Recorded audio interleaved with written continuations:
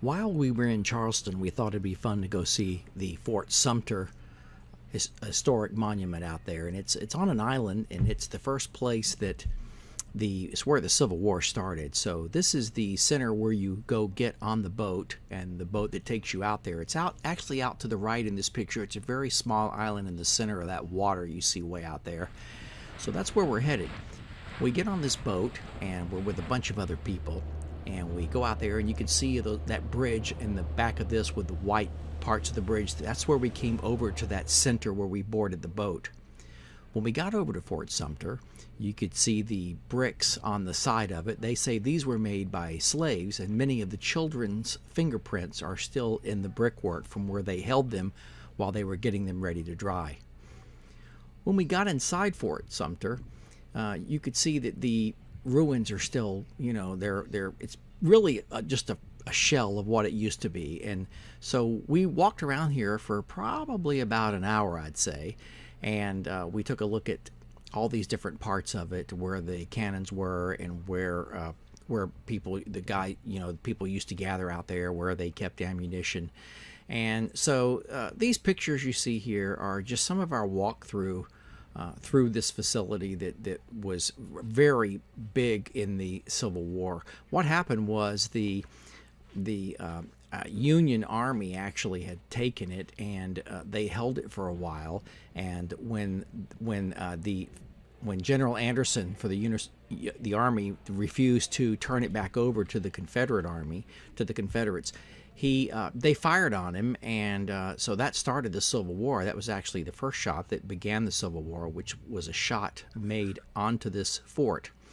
So what you see here are a lot of the places where the cannons went, and the fort as a whole is just, like I said, it's a shell of what it used to be. This is the upper level.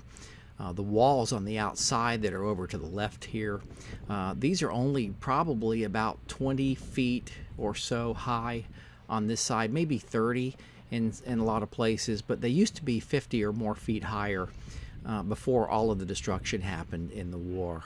So this was a pretty big place, but because it was very important in the war, because it was used to defend the city of Charleston and the port. To your left here where we started, a lot of people died. A lot of Union soldiers and sailors died when they tried to storm the fort, and we were right there and saw where all of that history took place. We also went over to the USS Yorktown, and this was a lot of fun. This was a aircraft carrier that was used back in World War II, and we toured through this, and you can see a lot of the places inside. This was a barracks area for the crews, where some of the crews slept. This was one of their bathroom areas, the head. And here's one of the lunchrooms that we saw. We ate in another lunchroom on the ship. They had converted it into something of a restaurant that was a space similar to this. So this was fun. It was really fun to go through this and see this entire ship. Some of the things surprised us, like this area where they had dental work done. There were actually about 4 or 5 places in here where a crew of over 3,000 people came and got their dental work done. You can imagine these chairs must have been filled a lot. So it was kind of surprising to see some of the things we saw and how much equipment they had. This thing was huge. This is one of the 2 crew galleys that there were, and these things served 4 meals a day, 365 days a year. You can just imagine all the men lining up here to get their food all day long. And this galley you see in the background with the mannequins just full of cooks cooking all day around the clock.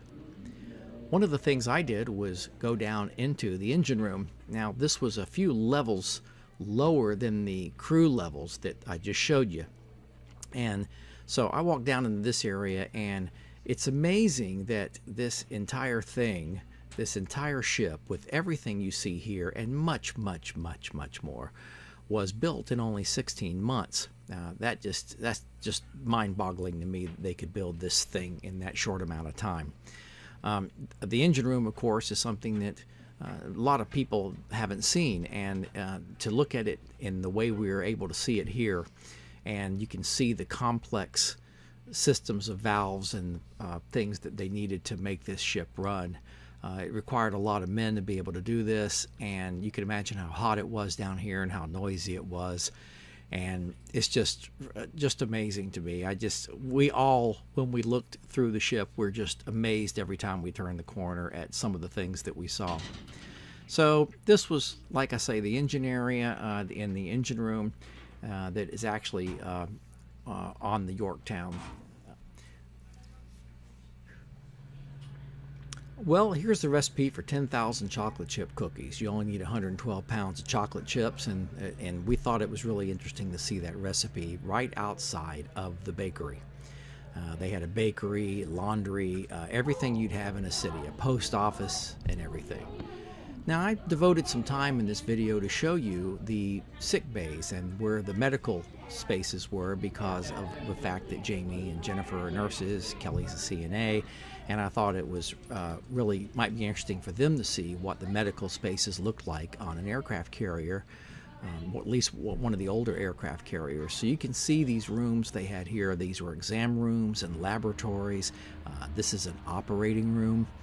And these are actually the kind of spaces they had to use on this ship. Remember, there were over 3,000 people in this space, and this entire area you see right here is all of the sick bay. This was, of course, a room, like a hospital room, but it obviously for more intensive care, because you're going to see another area we're coming up to, which is going to be the larger sick bay itself. That's this area right here. Right off of the sick bay over here to the left through this window is one of the restrooms that they had for the people, I guess, who were in the sick bay, from everything from, you know, colds to surgery. That silver thing in the middle of the room is actually a machine that cleaned gloves. So it's not like they had the little disposable gloves you see today. They must have had gloves that were reusable, and they brought them in here and had them cleaned. This booth here is where they had like hearing tests, EKGs, and things like that. You can see a mannequin in this one, and we thought that was interesting, such a small space, but just the fact they had all of these facilities was something else. I thought it was really something else to see this.